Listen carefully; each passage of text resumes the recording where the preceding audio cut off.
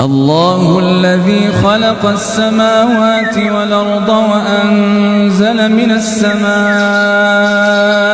ماء فأخرج به من الثمرات رزقا لكم وسخر لكم الفلك لتجري في البحر بأمره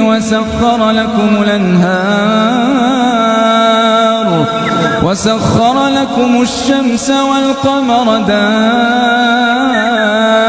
دائبين وسخر لكم الليل والنهار وآتاكم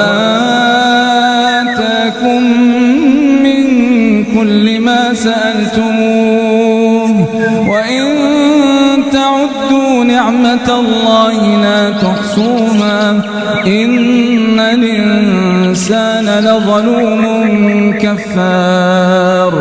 وإذ قال إبراهيم رب اجعل هذا البلد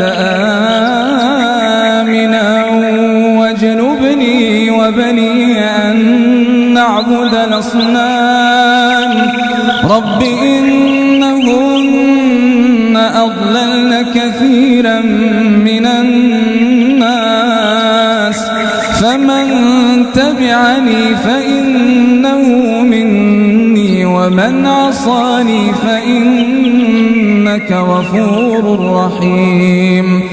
ربنا إني أسكنت من ذريتي بواد غير ذي زرع عند بيتك المحرم ربنا ليقيموا الصلاة فاجعل أفئدة من الناس تهوي إليهم وارزقهم من الثمرات لعلهم يشكرون. ربنا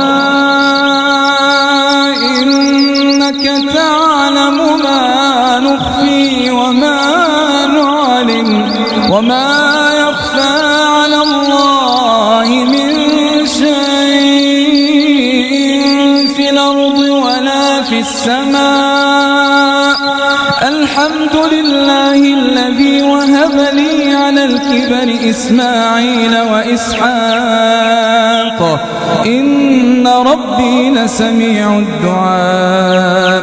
رب اجعلني مقيم الصلاة ومن ذريتي ربنا وتقبل دعاء. ربنا اغفر لي ولوالدي وللمؤمنين يوم يقوم الحساب.